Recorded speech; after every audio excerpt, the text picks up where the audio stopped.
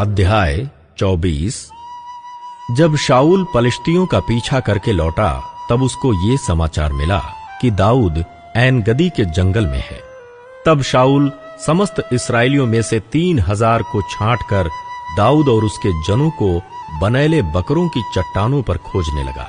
जब वो मार्ग पर के भेड़शालाओं के पास पहुंचा जहां एक गुफा थी, तब शाऊल दिशा फिरने को उसके भीतर गया। उसी गुफा के कोनों में दाऊद और उसके जन बैठे हुए थे। तब दाऊद के जनों ने उससे कहा, सुन, आज वही दिन है जिसके विषय यहोवा ने तुझसे कहा था, मैं तेरे शत्रु को तेरे हाथ में सौंप दूंगा कि तू उससे मनमाना बर्ताव कर ले। तब दाऊद ने उठकर शाऊल के बागे की छोर को छिप कर काट लिया। इसके बाद दाऊद शाऊल के बागे की छोर काटने से पछताया। वो अपने जनों से कहने लगा, यहोवा ना करे कि मैं अपने प्रभु से जो यहोवा का अभिषिक्त है ऐसा काम करूं कि उस पर हाथ उठाऊं, क्योंकि वो यहोवा का अभिषिक्त है। ऐसी बातें कहकर दाऊद ने अपने जनों को समझाया और उन्हें शाऊल पर आक्रमण करने को उठने न दिया। फिर शाऊल उठकर गुफा से निकला और अपना मार्ग लिया। इसके बाद दाऊद भी उठकर गुफा से निकला और शाऊल को पीछे से पुकार कर बोला, हे मेरे प्रभु, हे राजा। जब शाऊल ने पीछे मुड़कर देखा तब दाऊद ने भूमि की ओर सिर झुकाकर दंडवत की। और दाऊद ने शाऊल से कहा, जो मनुष्य कहते हैं कि दाऊद तेरी हानि चाहता है, उनकी तू क्यों सुनता है?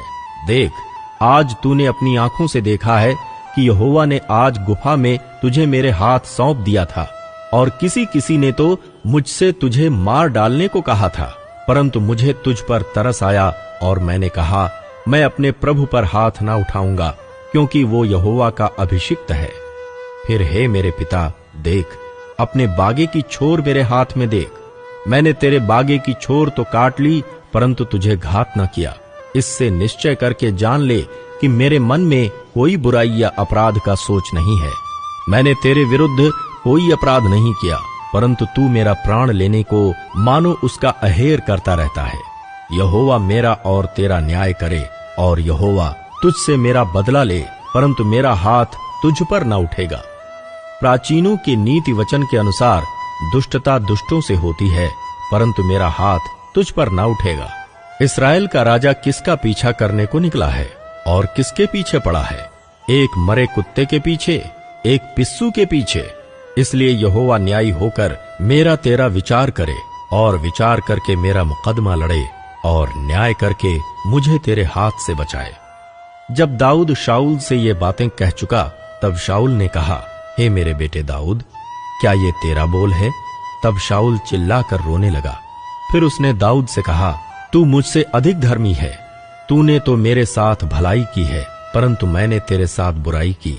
और तूने आज ये प्रकट किया है कि तूने मेरे साथ भलाई की है, कि जब यहोवा ने मुझे तेरे हाथ में कर दिया तब तूने मुझे घात न किया।